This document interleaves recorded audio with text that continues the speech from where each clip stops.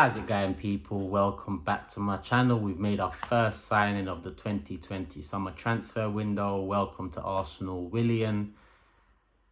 It is what it is, very underwhelming for me. I feel like it's another one of those buys that shows Arsenal Football Club are not moving in the direction us fans want us to move in.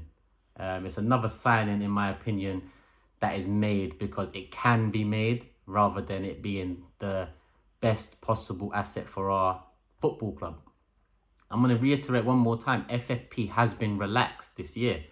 For teams in Champions League and Europa League, 2020 and 2021 will be accumulated as one financial year. So this is the year Stan Kroenke can really change the fortunes of the club he took over, change the fortunes of the club he's failed over the years. But instead, here we are signing 32-year-old Willian on a 3-year deal on reported wages of 220k. Now, I don't believe that. I believe that they've included the signing on fee and spread it across the year in that figure. But even without the signing on fee, it's looking at 150, 160, 170k a week for 32-year-old Willian, a man that's not scored over 10 goals in the league, a man that's given his best years to our London rivals, giving his best years to the club that, let's be real, over the past decade has overtaken us as the best team in London. Not the biggest, but the best. And that goes without saying. But here we are, fans on my neck saying another negative perception from you, Turkish. Cheer up a bit. He's a quality player. And listen, in my video a few weeks ago, I said he's a quality player. But it's not the right time to be signing Willian at 32 years of age. Now, before I get going, OneFootball, download the app. There's a link in the description box below. Add me on Instagram, add me on Twitter, Turkish LDN. Follow me on those social media channels for updates and everything else, everything else. Like I said, 3-year deal. It looks like wages of 150 to 220k a week. I'm going to stick around the middle of that and say 170.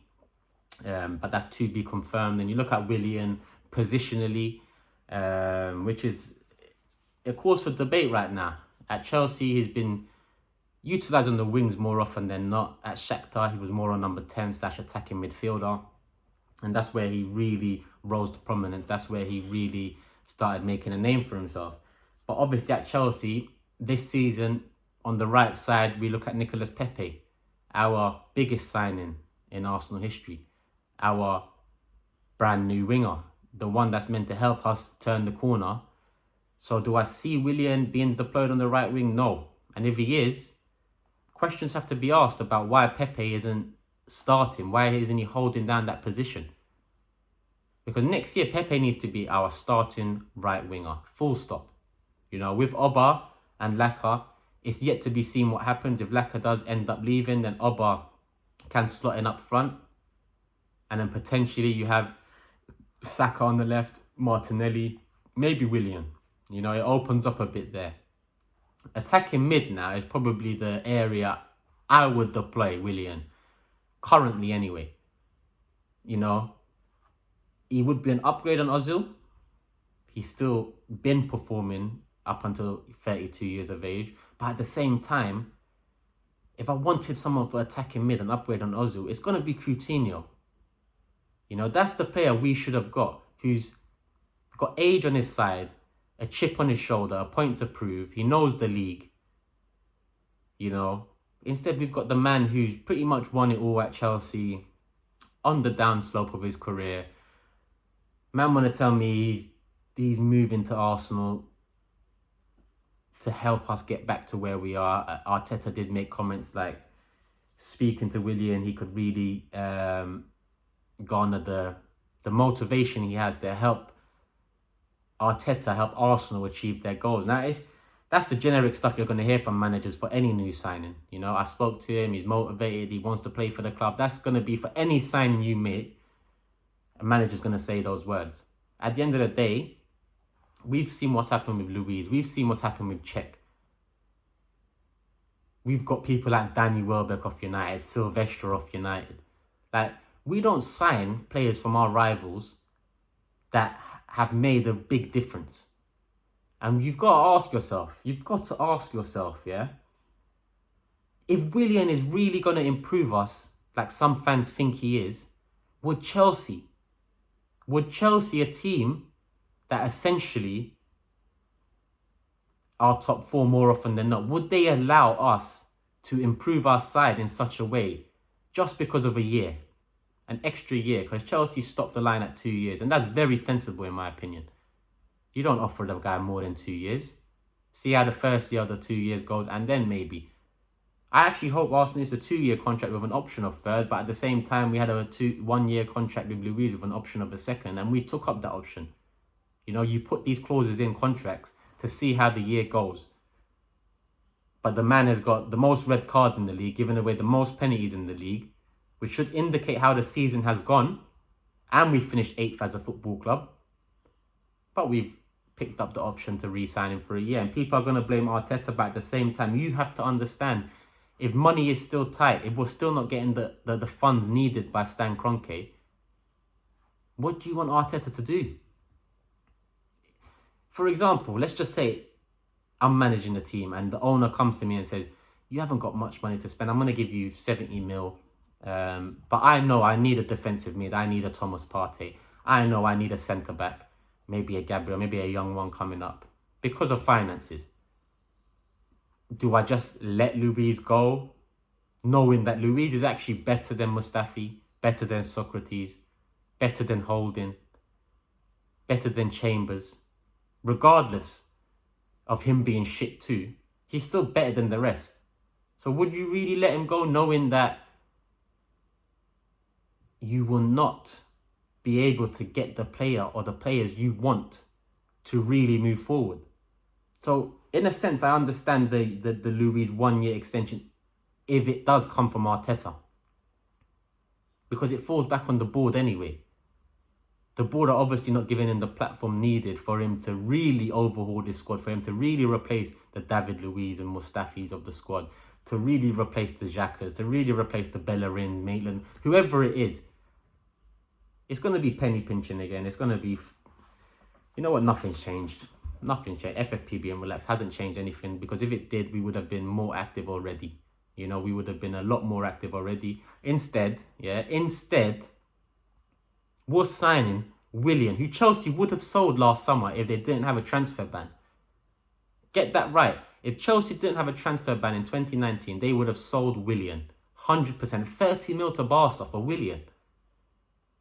They would have taken that. The only reason they didn't is because they didn't have access to transfers. They was banned. So they kept him. But what do we go and do the year later? Well, we go and sign him. After they've just signed Ziyech. After they're close to signing Havertz. We've gone to buy their plan B, in essence. We've gone to buy someone that's surpassed the requirements at the side. People are going to say, well, they offered him 2 years and he rejected it. Listen, if he rejected 2 years at Chelsea to accept 3 years at Arsenal, it's only because of the wages we've offered and or that extra year we've offered. And regardless of his quality and his talent and the fact, because it is a fact that he does improve our squad, it's just not the right direction we need to be going in. Not at all.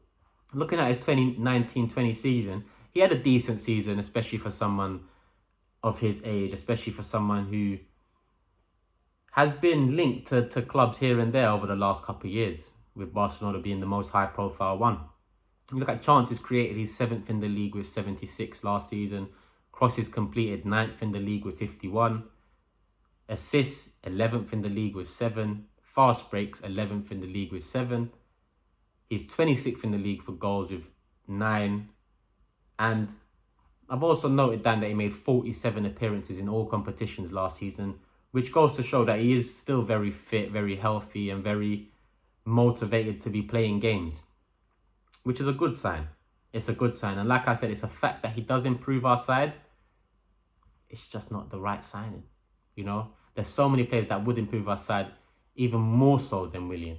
But instead, here we are, another hindrance to the wage bill. Just a regular regular transfer window for Arsenal Football Club. You know, it might shine with a Partey signing, but in all honesty, yeah, Partey ain't gonna change the overall picture of this club. Only Stan Kroenke can do that, and he's not willing to do it. He's not willing to do it. So all in all, I'm gonna round up this signing. Am I happy? Nah, I'm not happy.